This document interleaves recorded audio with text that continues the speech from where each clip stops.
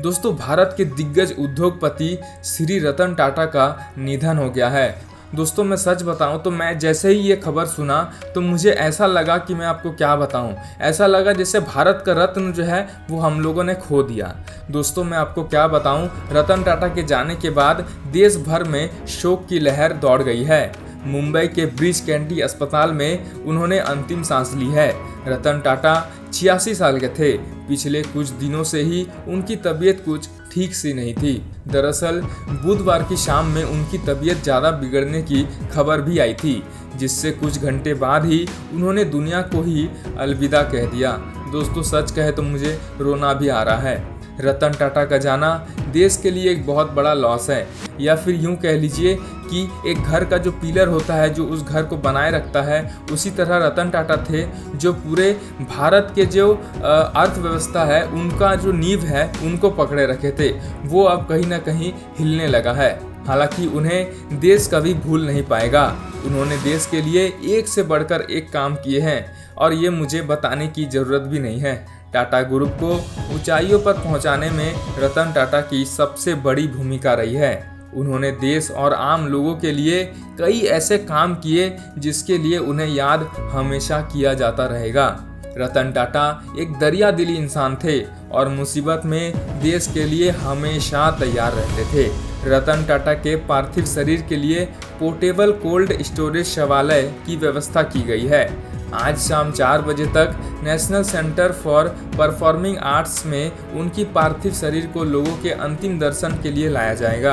आज दिन में कई उद्योगपति, व्यवसायी, एक्टर और राजनेता उनके घर पर आ सकते हैं। रतन टाटा के पार्थिव शरीर को कोलाबा स्थित उनके घर ले जाया गया है और परिवार के सदस्य भी अस्पताल से चले गए हैं। विशेष रूप से सीपी देवेन भारती व्यक्तिगत रूप से परिवार के सदस्यों के साथ काफिले और एम्बुलेंस के साथ पहुंचे हैं। उनके पार्थिव शरीर को वर्ली शमशान घाट ले जाया जाएगा। ये वही जगह है जहां साइरस मिस्त्री का अंतिम संस्कार किया गया था। दोस्तों, आपको बता दें कि इससे पहले सोमवार को भी रतन टाटा की तबीयत बिगड़ने की खबर आई थी, जिसके कुछ समय बाद ही रतन टाटा ने खुद ट्विटर हैंडल से एक पोस्ट शेयर किया था। इस पोस्ट में लिखा था कि मेरे लिए चिंता करने के लिए सभी का धन्यवाद। मैं बिल्कुल ठीक हूँ, चिंता की कोई बात नहीं। मैं बढ़ती उम्र से जुड़ी बीमारियों की रूटीन जांच के लिए अस्पताल आया हूँ, लेकिन देश को ये दर्द रहेगा कि वो इस बार अस्पताल से लौट नहीं पाए और हमेशा के लिए अंतिम यात्रा पर निकल पड़े। अरबपति, कारोबारी और बेहद दरियादिली इंसान रतन टाटा 86 साल के थे। 28 दिसंबर 1937 को उनका जन्म हुआ था। वे साल 1991 से 2012 तक टाटा ग्रुप के चेयरमैन रहे और इस दौरान उन्होंने अपने बिजनेस को कहां से कहां तक खड़ा कर दिया। देश के सबसे बड़े पुराने कारोबारी घराने से एक टाटा समूह को बुलंदियों तक पहुंचाया है। रतन टाटा की शख्सियत को देखें तो वो सिर्फ एक बिजनेसमैन ही नहीं थे, बल्कि एक सादगी से भरे नेक दिल के इंसान थे। वो देश के लिए हमेशा आदर्श और प्रेरणा स्रोत रहेंगे। रतन टाटा अपने समूह से जुड़े छोटे से छोटे कर्मचारियों को भी अपना परिवार मानते हैं और उनका ख्याल रखने में कोई कसर नहीं छोड़ते, और इसके लिए कई उदाहरण मौजूद हैं। आप चाहे तो खुद देख सकते हैं। गौरतलब है कि रतन टाटा को 21 साल की उम्र में साल 1991 में ऑटो से लेकर स्टील तक के कारोबार से जुड़े समूह यानी कि टाटा समूह का चेयरमैन बनाया गया था। चेयरमैन बनने के बाद रतन टाटा ने टाटा ग्रुप को एक नई ऊंचाई पर पहुंचाया है। उन्होंने 2012 तक इस समूह का नेतृत्व किया, जिसकी स्थापना उनके परदादा ने एक सदी पहले की थी।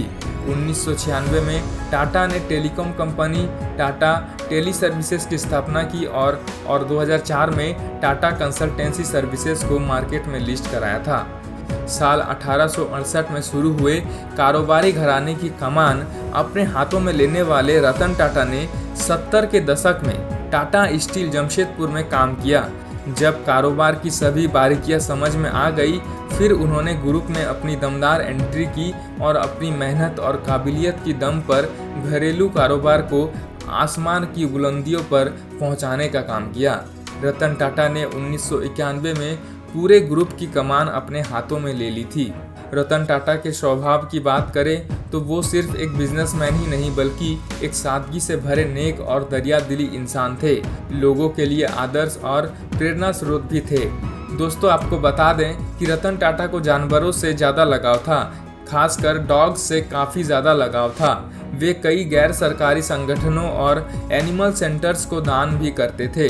इसके अलावा वे किसी भी विपदा की स्थिति में हमेशा मदद के लिए तैयार रहते थे, फिर चाहे वो मुंबई 26/11 अटैक हो या फिर कोरोना महामारी। दोस्तों आपका क्या कहना है रतन टाटा के ऊपर, आप हमें नीचे कमेंट करके ज़रूर बताएं। साथ ही वीडियो को एक लाइक कर दीजिए और चैनल को सब्सक्राइब करना बिल्कुल भी ना भूलें। मिलते हैं नेक्स्ट वीडियो में। Thank you so much.